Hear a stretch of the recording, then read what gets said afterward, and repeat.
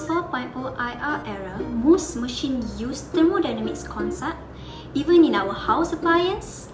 You might be wondering what kind of a house appliance applies thermodynamics. Hi, my name is Kasturi Amani binti Nurizam and my matrix number is 200624.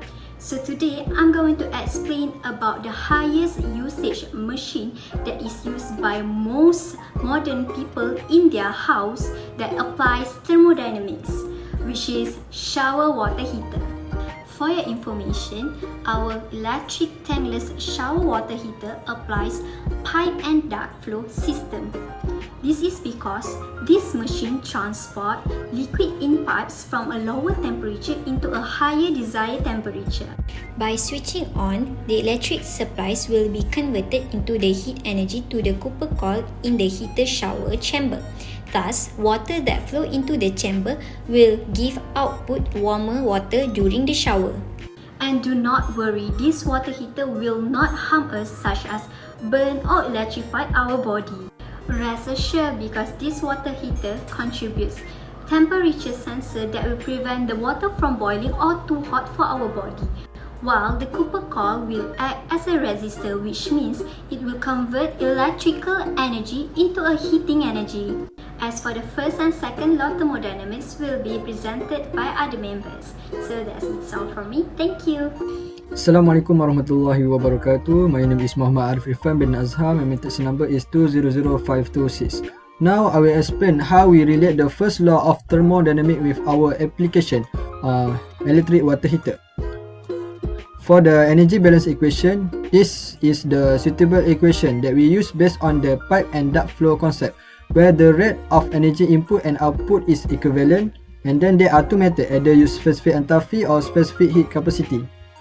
Next, this figure show the process how we relate the first law.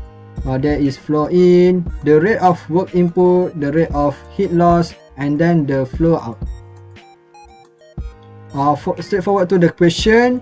We know that T1 is 16 Celsius, T2 is 38 Celsius, and then based on our research, we conclude that the average flow rate is 0.001 meter cube per second, and the average pressure of an electric water heater is 350 kilopascal.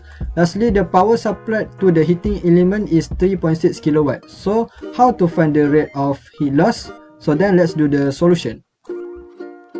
Based on the energy balance equation, I choose the first one because the answer more accurate. Then we find the mass rate first and get the answer is 0.1 kg per second. After that, we find the first enthalpy for 16 Celsius based on table F4 and do little bit interpolation. And using same method to find the second enthalpy for 38 Celsius. Lastly, using the first equation, we just need to substitute the value we get and get the rate of heat loss, where the answer is negative 5.984 kilowatt. So that's all for the first law of thermodynamics. Thank you. Assalamualaikum warahmatullahi wabarakatuh. My name is Muhammad Waisakil bin Azari. My matrix number is 202459. Today I will explain about the second law of the thermodynamics applied to the tankless water heater with the pipe and duct flow. The second law of the thermodynamics can be defined as the heat can flow itself from the cold body to the hotter body. And in this case, the copper coil pipe acts as the control volume and has the one inlet and the one outlet.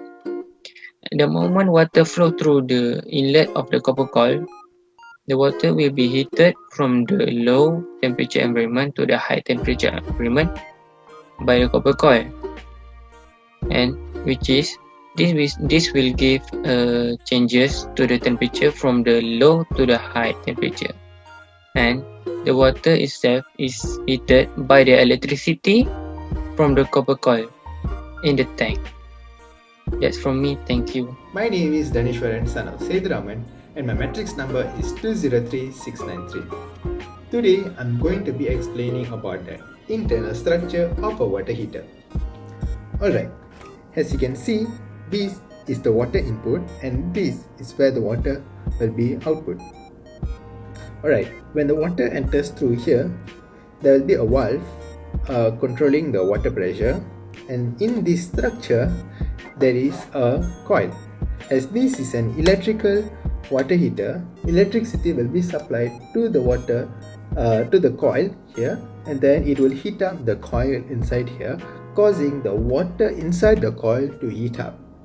So once the water in the coil heat up, there will be a thermostat here to control the water temperature using this circuit board, and then the water will be output here and the water will be out here. So this is the ELCD controlling for the safety precaution of a water heater in case there is any problem. In conclusion, a tankless electric water heater uses a copper coil application. The copper coil uses a pipe and duct flow application of thermodynamics. In the first law of thermodynamics, it is stated that energy cannot be destroyed or created. Hence, the energy input is equals to the energy output.